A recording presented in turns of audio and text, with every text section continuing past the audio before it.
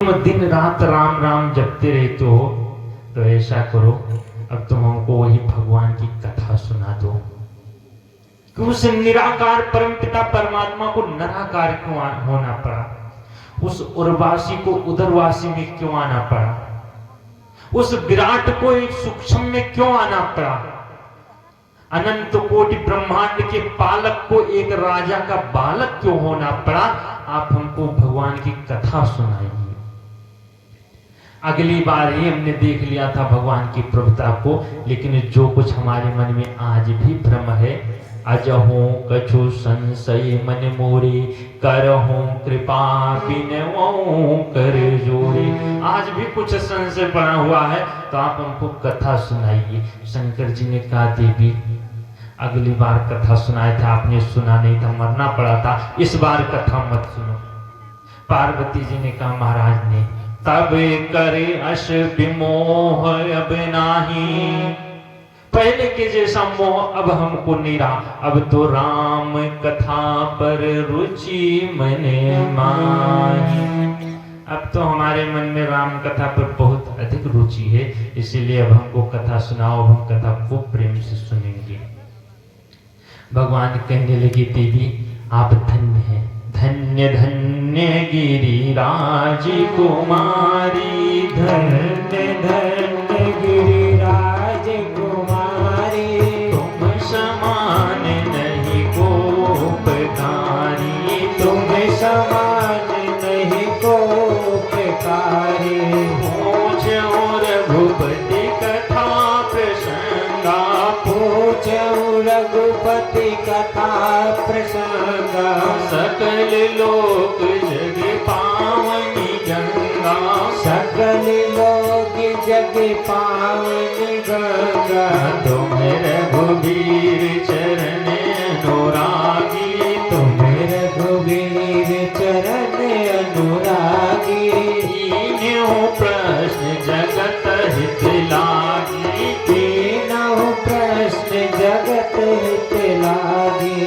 शंकर जी धन्यवाद देने लगी, देवी तुम धन्य हो, धन्य धन्य गिरिराज कुमारी। तुम ही नहीं तुम्हारे पिता गिरिराज भी धन्य है, जो ऋषि कन्या को जन्म दे दिए, कि जो आज कथा पूछ रही है। बंधुओं अगर हम आप यहाँ कथा सुन रहे हैं तो आनंद तो कथा में खूब आता है, लेकिन आनंदित हम ही नहीं हैं, हमारे पूर्वज भी देवलोक में खूब आनंद मना रहे हैं कि हमारे कुल का बच्चा बैठकर कथा सुन रहा है आज भगवान की।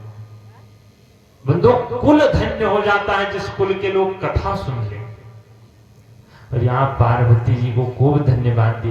पार्वती जी ने कहा महाराज हम क्यों धन्य हैं, आखिर हम तो अपने कल्याण के लिए कथा सुन रहे हैं। शंकर जी ने कहा नहीं देवी, ये जो कथा सुन रही हो तुम समान नहीं को उपकारी, तुमने संसार के ऊपर इतना बड़ा उपकार कर दिया कि ऐसा उपकारी कोई नहीं। बंधुओं अगर कोई आपके समाज में कथा करवा डाले तो इससे बड़ा उपकारी समाज समझ लो कोई नहीं है। अगर कोई कथा सुनता है अपने गांव में, कोई कथा करवाता है तो अपने लिए नहीं कराता है, अगर उसको कथा सुनना है तो कहीं जाकर बैठकर पांडाल में सुन ले। बंधुओं वो अगर कथा करवाता है तो अपने गांव समाज के कल्याण के लिए करवाता है, सबका कल्याण होता है। आज इस कथा में जितने लोग दान कर रहे हैं, ये कथा तो समझ जाओ कोई करवाने वाला ही नहीं है, हमारे परम पूज्य स्वामी जी महाराज की प्रेरणा से ही कथा हो पाती है और भगवान की कृपा से कथा होती है। तो बंधु इस कथा में जो लोग दान कर देते हैं उससे बड़ा उपकारी समाज में कोई नहीं। और यहाँ जो ही धन्यवाद दी, तुम रघुवीर चरण अनुरागी, तुम राम जी की इतनी अनुरागी हो गई हो कि न्यो प्रश्न जगत हित लागी। बंधुओं अगर कोई भगवान से विमुख हो और उसको जीव भगवान की तरफ मोड़ देता है तो उसका बहुत बड़ा पुण्य मिलता है, भगवान बहुत प्रसन्न होते हैं उसके ऊपर। आप लोग सोचेंगे क्यों? क्योंकि बंधु एक बात बताओ, जो लोग भगवान से विमुख हैं वो भी तो भगवान के ही बच्चे हैं। और अगर कोई बच्चा अपने बाप से खोकर गायब हो गया हो और उस बच्चे को लेकर चले आओ, बाप से मिला दो, तो क्या बाप तुम्हारे ऊपर प्रसन्न नहीं होगा? अरे तुमको तो कहेगा भैया हमारे बेटे को मिला दे, भटक गया था, जो मांगो सो दे दूंगा। तो बंधु, इसीलिए जो भगवान की तरफ मोड़ दे उससे बड़ा उपकारी कोई नहीं। बोलिए शंकर भगवान की। और शंकर जी बैठा कर माता पार्वती जी को लगी कथा सुनाने कि देवी भगवान का अवतार क्यों हुआ इस संसार में। जब जब होई धर्म के हानि, जब जब होई धर्म के हानि, बाढ़ई असुर अधम अभिमानी, बाढ़ई असुर अधम अभिमानी, करही अनीति जाई नहीं बरनी, करही अनीति जाई नहीं बरने, सीधहि दीप दीनु सुर धरनी, सीधहि दीप दीनु सुर धरनी। तब तब प्रभु धरि विविध शरीरा, तब तब प्रभु धरि विविध शरीरा, हरहि कृपा निधि सज्जन तीरा, हरहि कृपा निधि सज्जन तीरा। जब जब होई धर्म के हानि, जब जब होई धर्म के हानि। शंकर जी बता रहे हैं कि देवी भगवान का अवतार जब जब होई धर्म के हानि, जब जब इस संसार में धर्म की हानि हुई है, अत्याचार बढ़ने लगे हैं, इतना अनीत होने लगी कि करही अनीति जाई नहीं बरनी, जिसका वर्णन नहीं किया जा सकता व्यासपीठ से। तब तब प्रभु धरि विविध शरीरा, तब तब भगवान अनेकों शरीर धारण करके आए हैं और राक्षसों का नाश किए हैं। असुर मारी थापहि सुरन, असुरों को मारे हैं, देवताओं की रक्षा किए हैं। राखहि निज श्रुति सेतु, वेद की मर्यादा की रक्षा की, और यहाँ से जग विस्तार ही विशद जस, राम जन्म कर हेतु। सारे जगत में अपनी इसका विस्तार की और भगवान यहाँ से चले गए। पार्वती जी ने कहा प्रभु ये तो बात ठीक किए कि राक्षसों को मार दिए, देवताओं की रक्षा किए, वेदों की रक्षा किए, लेकिन आए तो अपने यश का विस्तार क्यों किए? ये तो अहंकार हो गया।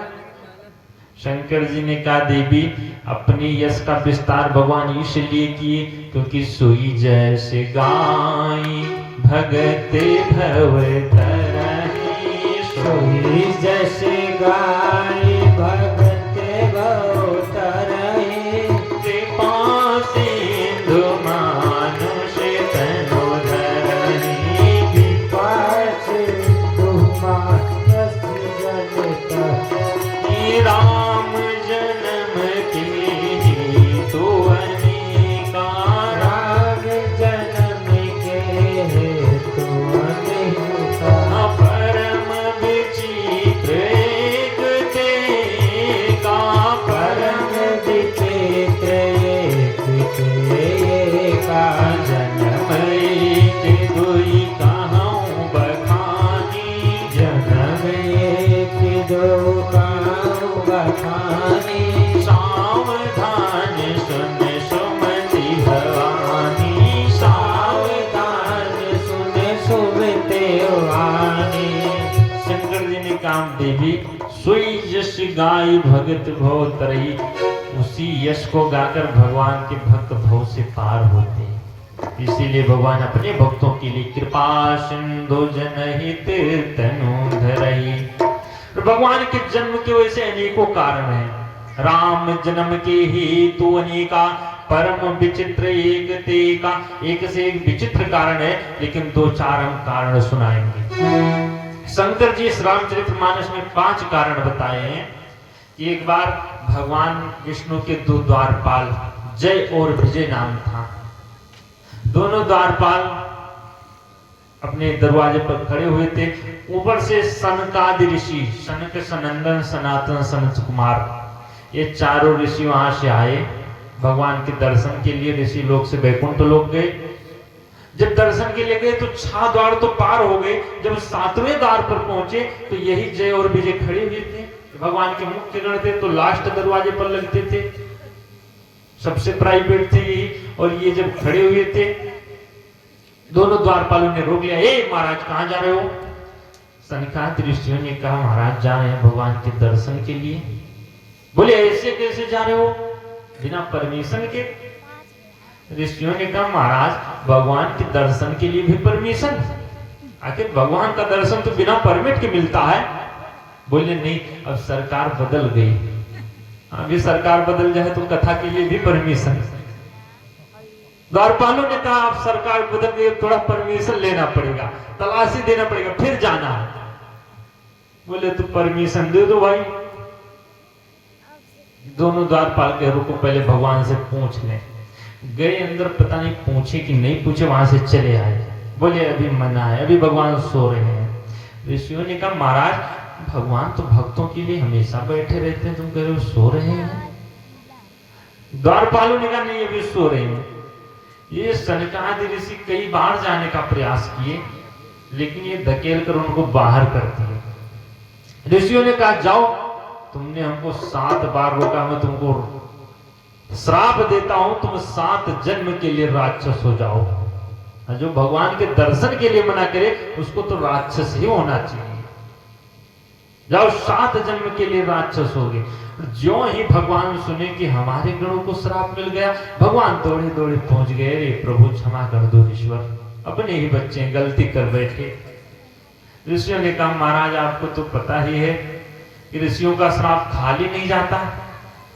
भगवान बोले महाराज अब 7 जन्म इनको राक्षस योनि में भटकना पड़ेगा, कोई उपाय करो जिससे इनको ना भटकना पड़े।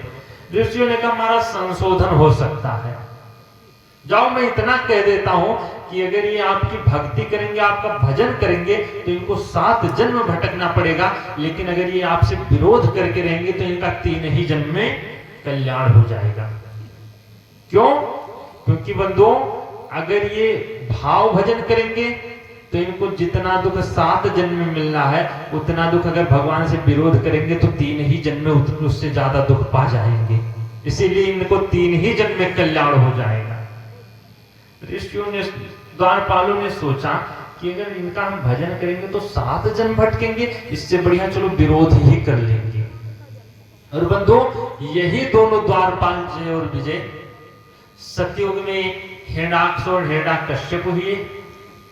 यही जय और विजय त्रेता युग में रावण और कुंभकर्ण हुए।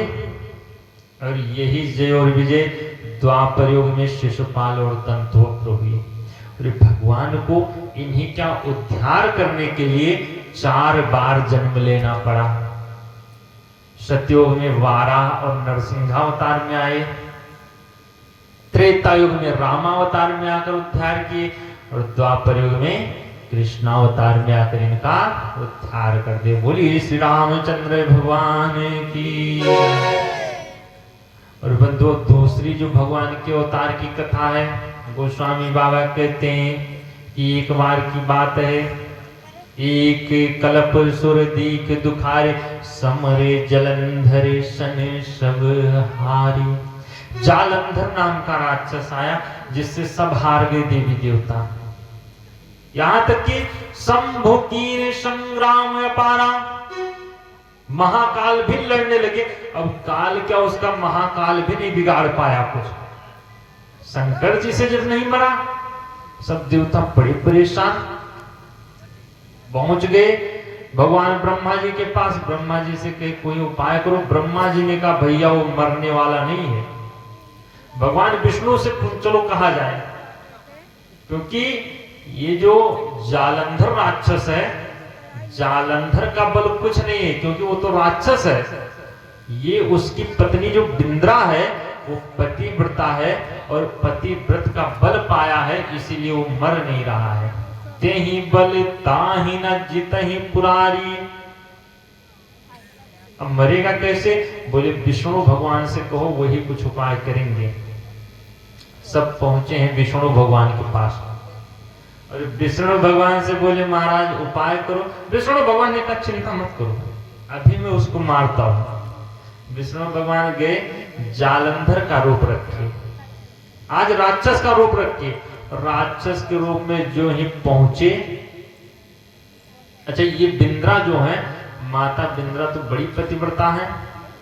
ये अनुष्ठान में बैठी हुई थी कि हमारा पति लड़ाई करने गया है, हमारा पति कहीं मर ना जाए, और अनुष्ठान में बैठी थी, पूजा कर रही थी। इधर जो ही भगवान जालंधर के रूप में पहुंचे, माता बिंद्रा देखी तो सोची अरे प्रभु आप आ गए।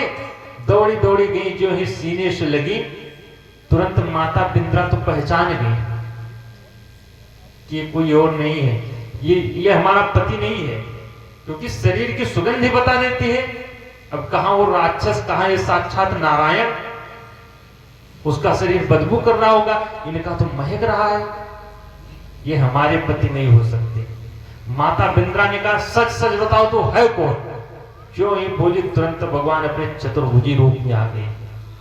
माता बिंद्रा तुरंत धकेल कर पीछे कर दी, हटो तो, कैसे हमारे साथ छल कर दिए।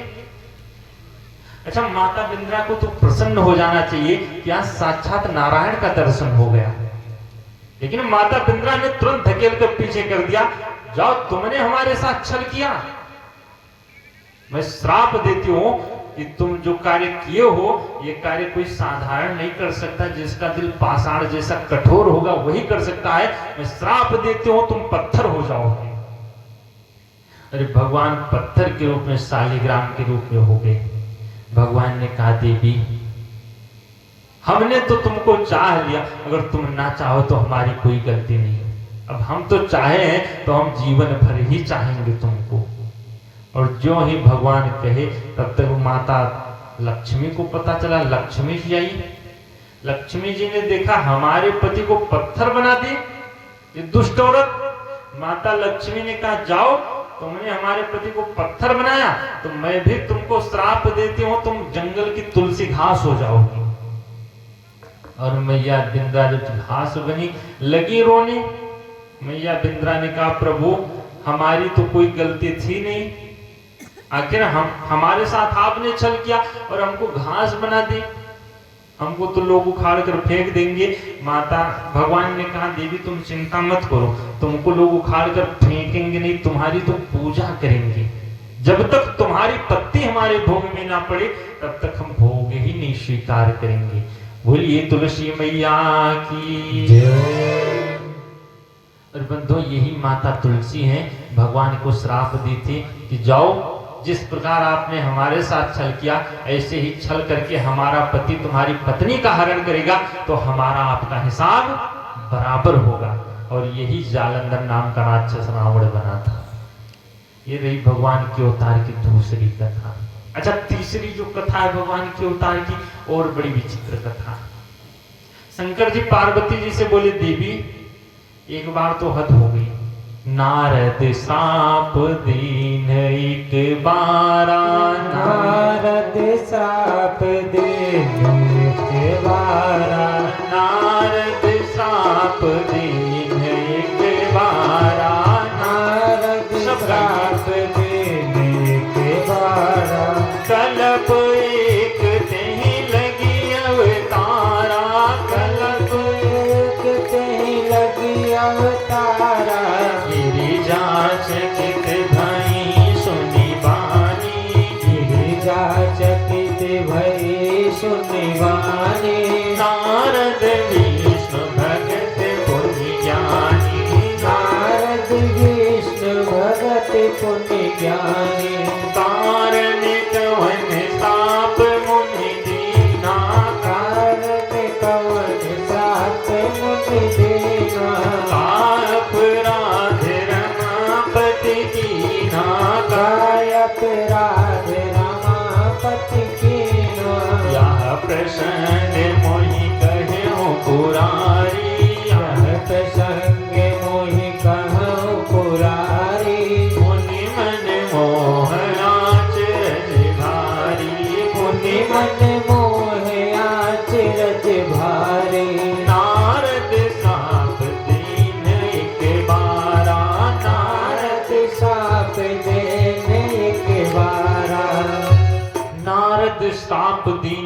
द्वारा। शंकर जी ने कहा देवी एक बार नारद जी ने श्राप दे दिया, इसलिए भगवान को उतार लेना पड़ा। पार्वती जी चौंक गई, रे नारद जी तो हमारे गुरु जी, वो तो इतने बड़े भगवान के भक्त, आखिर वो कैसे श्राप दे सकते हैं? नारद विष्णु भगत पुनि ज्ञानी, कारण कौन श्राप मुनि दीना, का अपराध रमापति कीना। आखिर भगवान ने कौन सी ऐसी गलती कर दी जो नारद जी को श्राप देना पड़ा? तो पार्वती जी के अंदर इतनी बड़ी गुरु भक्ति है। अगर गुरु भक्ति सीखना है तो पार्वती जी से सीखो। पार्वती जी ये नहीं कि नारद जी ने गलत कर दिया जो श्राप दे दिया। पार्वती जी कह रही हमारे गुरु गलती कर ही नहीं सकते, आखिर भगवान ने कोई ना कोई गलती अवश्य किया होगा। का अपराध रमापति कीना, मतलब भगवान गलत हो सकते हैं लेकिन गुरु कभी गलत नहीं हो सकता। इतना गुरु के वचनों पर भरोसा होना चाहिए। भगवान भी यही कहते हैं कि मोहि ते अधिक संत करी लेखा, जो हमसे ज्यादा संत को मानता हो उसी के हृदय में हमारा वास होता है। पार्वती जी आज कह रही हमारे गुरु ने गलती कर सकते, का अपराध, भगवान ने कौन सी गलती किया? शंकर जी लगे हंसने। शंकर जी ने कहा देवी इस संसार में ना तो कोई ज्ञानी है ना मूढ़ है, ज्ञानी मूढ़ ना कोई, और जे ही जस रघुपति करहि जब सो तस तेहि छन होय। भगवान जिसको जैसा बना देते हैं उस समय वह वैसा ही हो जाता है। कब रत्नाकर डाकू वाल्मीकि बन जाएं और कब विश्वामित्र जैसे तपस्वी मेनका के पीछे पीछे घूमने लगे, कोई पता नहीं है संसार का। जय ही जस रघुपति करहि जन। एक बार नारद जी हिमालय पर्वत पर घूम रहे थे, तो घूमते घूमते गए तो हिमालय की जब सुंदरता देखी नारद जी, तो नारद जी को भगवान की याद आई। भगवान की याद आई तो सोचे लाओ भजन कर ले। लेकिन नारद जी को एक श्राप मिला था। क्या श्राप मिला था? कि जाओ तुम कहीं भी 2 घड़ी से ज्यादा बैठ नहीं सकते, क्योंकि राजा दक्ष के 10,000 पुत्र गए थे तपस्या के लिए, और जब तपस्या करके लौट रहे थे तो रास्ते में नारद जी मिल गए। नारद जी ने कहा अरे बालको कहाँ चले? दक्ष पुत्रों ने कहा महाराज जब जा रहे हैं तपस्या करके अपना घर परिवार बसाएंगे। नारद जी ने कहा बैठो, और बैठा कर 10,000 पुत्रों को ऐसा ज्ञान देने लगे कि वो बेचारे लौट कर फिर चले गए, दोबारा घर का मुंह ही नहीं देखे। राजा दक्ष को पता चला कि हमारे पुत्रों को बाबा जी बनाए हैं नारद। नारद को श्राप दे दे जाओ, अगर ऐसे तुम बाबा जी बनाते रहोगे सबको बैठा बैठा कर तो संसार कैसे चलेगा, इसलिए मैं श्राप देता हूं, तुम ज्यादा देर बैठ ही नहीं पाओगे। नारद जी बड़े प्रसन्न हुए। फिर आज तक तो बैठ जाते थे, एक जगह कथा ही गाते रहते थे, अब तो खूब जगह जाएंगे, खूब बाबा बनाएंगे और आनंद आएगा। नारद जी को श्राप मिला था कि बैठ तो सकते नहीं। नारद जी ने कहा चलो थोड़ी ही देर सही, कम से कम भजन तो हो जाए। और जो ही नारद जी भगवान का स्मरण किए, सुमिरत हरि श्राप गति बाधी। जो श्राप की गति थी, श्राप की गति वहीं रुक गई, नारद जी को समाधि लग गई। बंधुओं, जीवन में अगर श्राप भी मिल जाए, अच्छा एक बात बताओ, कथा में जो लोग आते हैं कहते हैं अगर जीवन में पुण्य कर्म होते हैं तभी कथा सुनने का मौका मिल पाता है। अच्छा, जिसके जीवन में पाप ही पाप हो तो क्या उसको कल्याण का अधिकार नहीं है? बंधुओं, अगर जीवन में पाप ही पाप हो जाए और भगवान का स्मरण करने लगो तो जो पाप की गति है वो रुक जाती है। चाहे श्राप हो चाहे पाप हो, भगवान का नाम लेने लगो सब कट जाता है। सुमिरत हरि श्राप गति बाधी। श्राप की गति रुक गई और लगी समाधि, खूब समाधि लग गई। नारद जी कई दिन तक बैठे रह गए। ऊपर से इंद्र देवता देखे, अरे बाबा कहीं हमारी कुर्सी के लिए तो नहीं तपस्या कर रहा है, इंद्रासन पाने के लिए। वहां से कामदेव को भेजा, जाओ बाबा की समाधि भंग करो, नहीं कुर्सी छकाने के चक्कर में है। हाँ, जो भोगी लोग होते हैं वो बड़ी चिंता करते हैं अपनी कुर्सी की। इंद्र ने कहा जाओ बाबा की समाधि खोलो। कामदेव सोचा चलते हैं, देखते हैं, अवश्य समाधि खोलेंगे। वहां गया, अपने सहायकों को लेकर खूब नाच गाने शुरू किया, खूब मृदंग ताल बजाए, लेकिन नारद की समाधि टस से मस ना हुई। कामदेव गया, बड़ा सुंदर सुंदर माला तो बनाया, फूल तोड़कर नारद जी के गले में डाल दिया। जय हो इंद्रिय शिरोमणि, आपकी जय हो। अच्छा बंधु, बहुत प्रयासों से समाधि नहीं खुली, लेकिन जो ही प्रशंसा के 2 शब्द कान में पड़े, नारद की समाधि खुल गई। क्यों?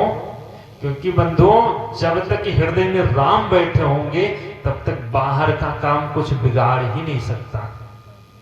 और किसी के दिल में अपनी जगह बनानी है तो हम उपाय बता दें।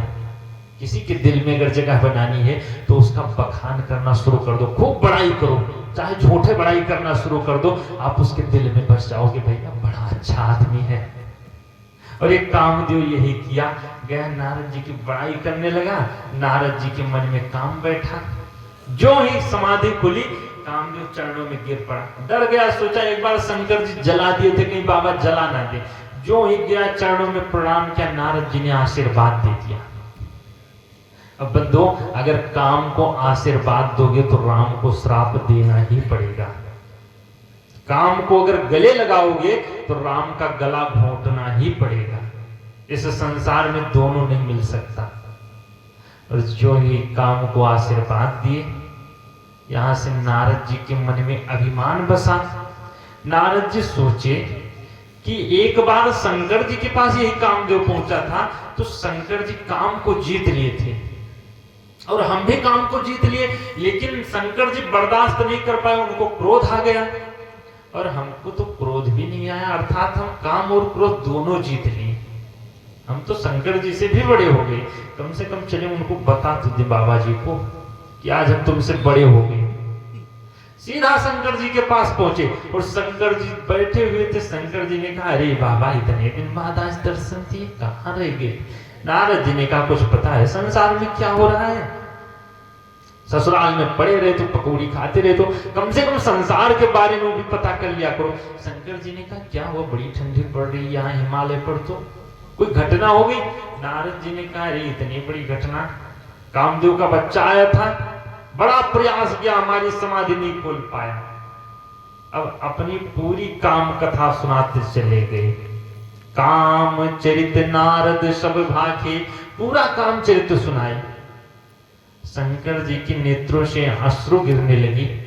शंकर जी सोच रहे हैं, अच्छा एक साधु किसी गृहस्थ के यहाँ पहुंचता है तो गृहस्थी उससे यही उम्मीद करता है कि बाबा जी आए हैं, हमको कथा सुनाएंगे, भगवान का भजन बताएंगे, भगवान का पूजन बताएंगे।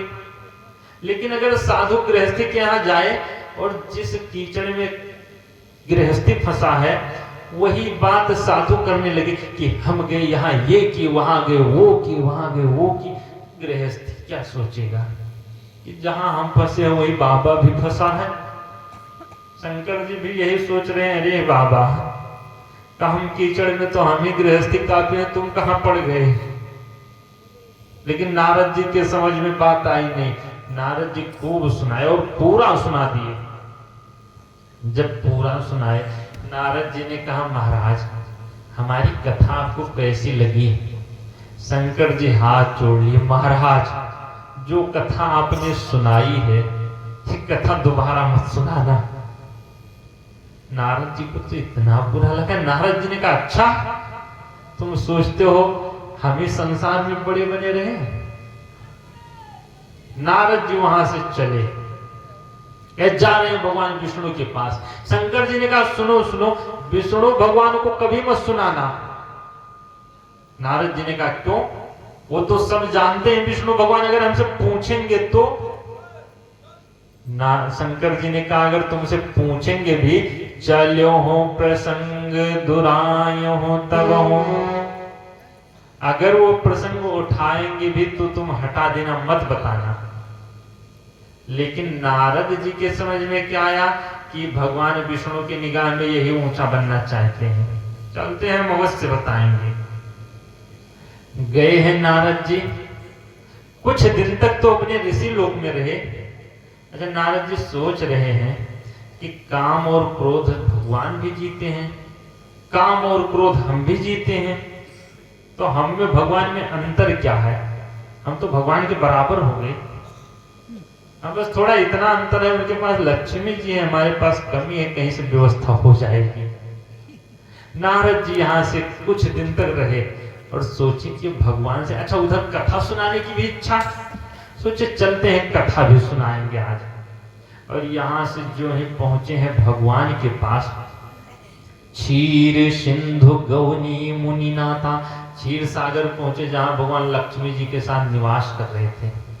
सीधा आवास पर ही पहुंच गए, ऑफिस में भी नहीं गए, आवास पर ही पहुंचे कि वहां कथा सुनाएंगे, ज्यादा आनंद रहेगा।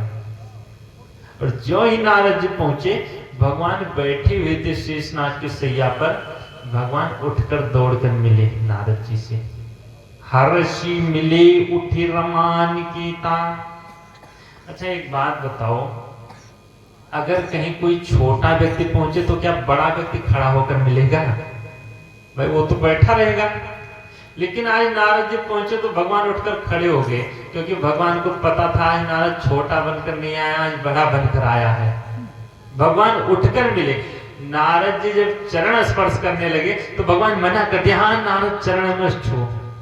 नारद जी तो समझ गए कि इनको पता चल गया अब हमसे बड़ा हो गया, नारद तो कहां चरण छूने देंगे।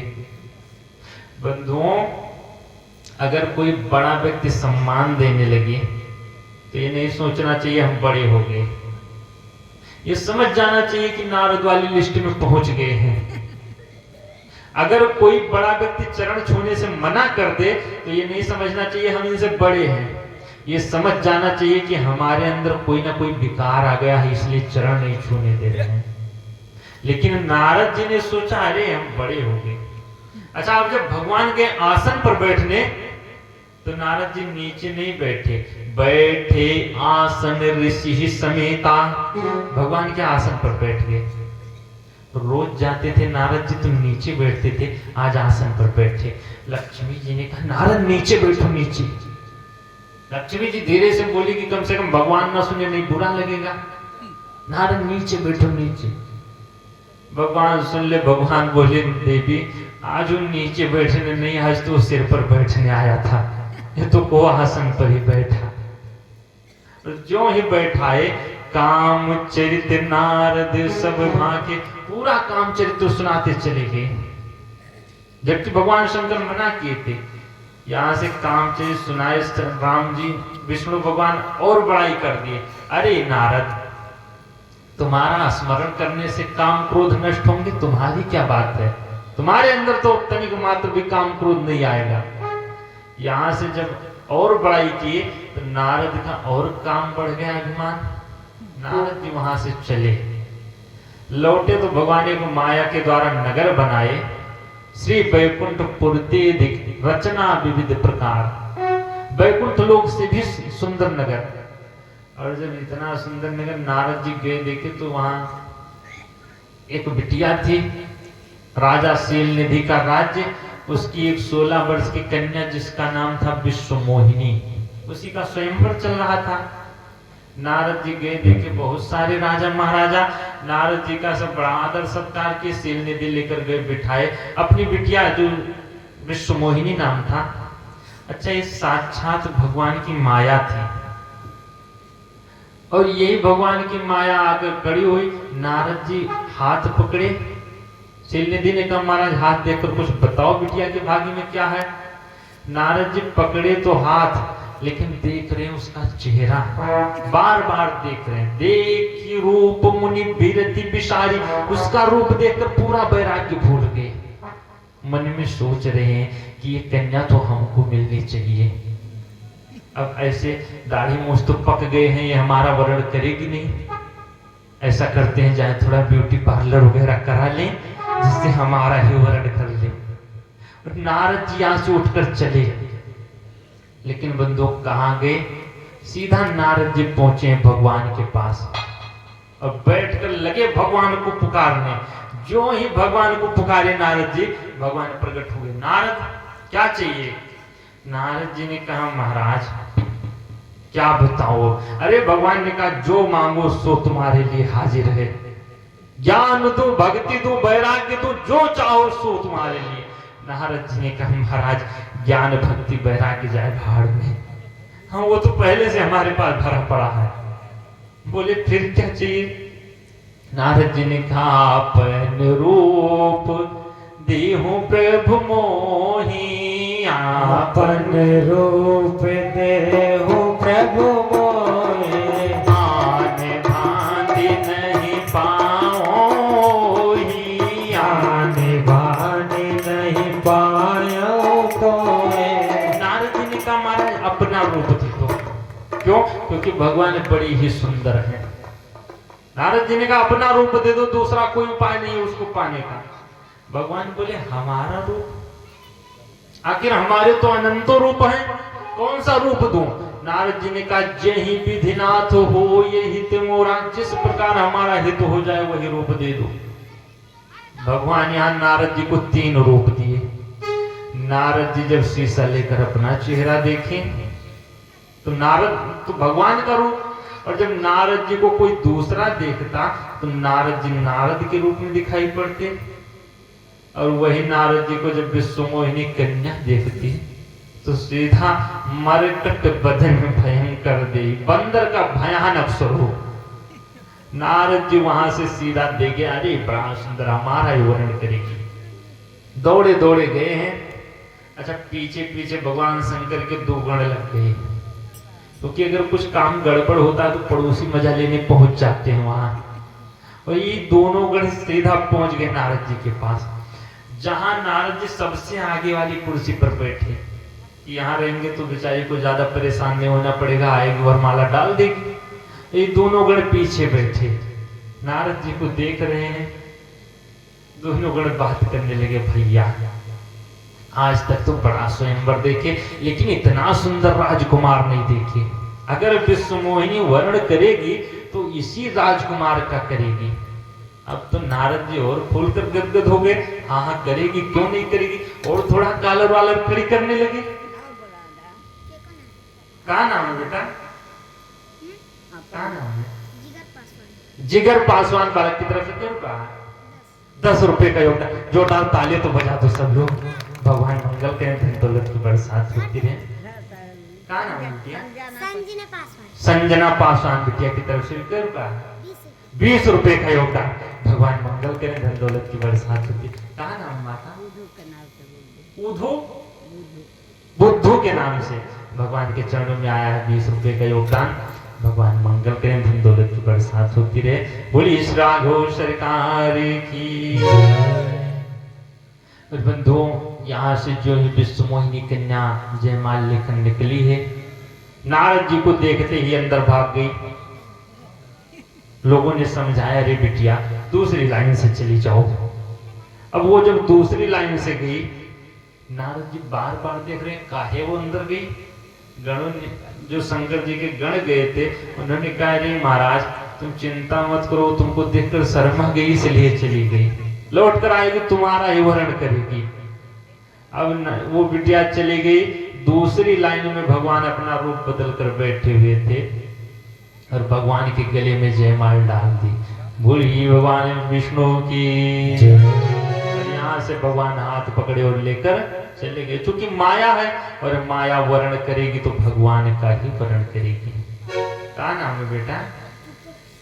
दीपक सिंह बालक की तरफ से 10 रुपए का योगदान। भगवान मंगल करें, धन दौलत की बरसात होती रहे। जो लोग लाए हो लेकर बैठे रहे, बाद में बुला लेंगे, सब चले आना। अब बीच बीच में कथा में बताओ तो ज्यादा अच्छा रहेगा। बोलिए इस राघव सरकार की। और यहाँ से भगवान लेकर गए हैं।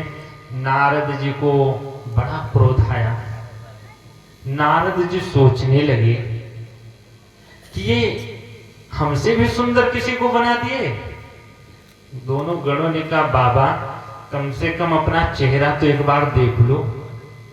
नारद जी के जब चेहरा देखे तो वही मरकट बदन भयंकर दिखाई पड़ा, बंदर सा स्वरूप। नारद जी ने कहा अच्छा तुमने हमारी हंसी उड़ाई है, जाओ मैं तुम दोनों को श्राप देता हूं, राक्षस हो जाओगे।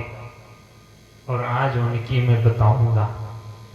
दई हो श्राप की मरी हो जाई, उनको मैं श्राप दे दूंगा या प्राण दे दूंगा। जगत मोर उपहास कराई। नारद जी बड़े क्रोध में भगवान के पास जा रहे थे। भगवान बीच ही पंथ मिली धनुचारी, और संग रमा सुई राजकुमारी।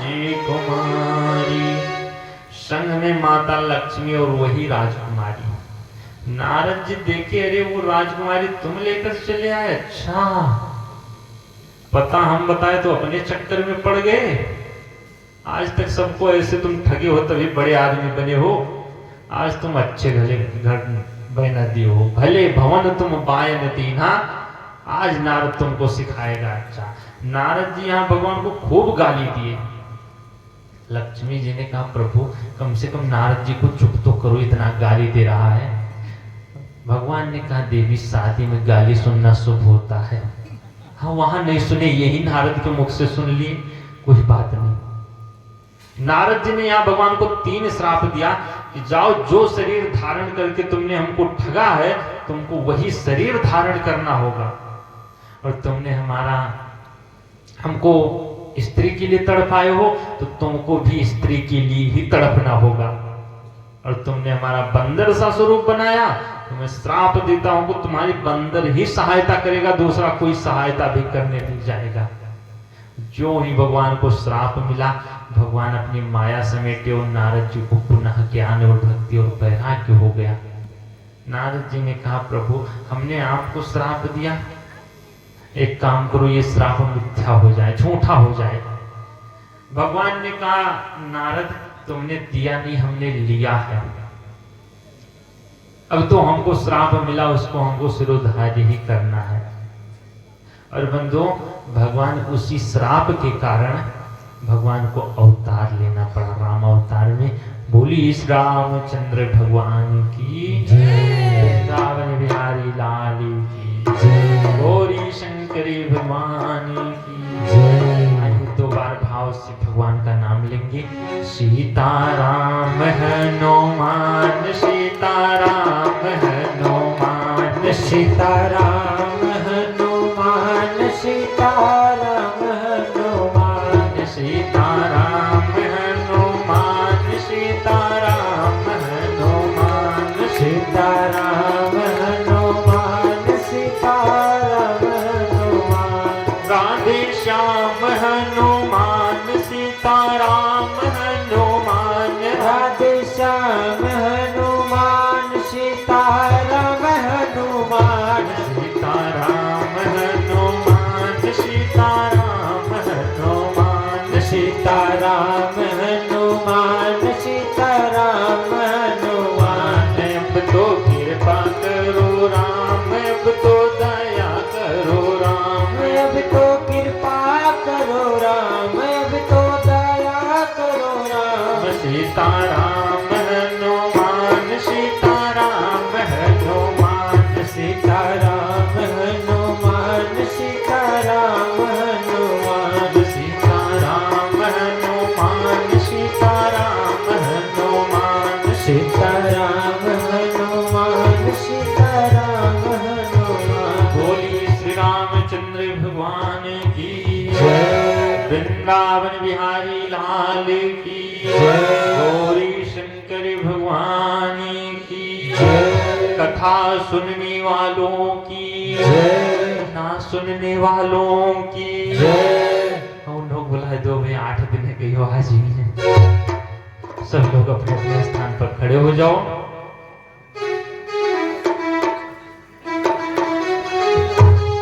और अगर जो कुछ लेकर आए हो तो भगवान के चरणों में समर्पित कर सकते हो।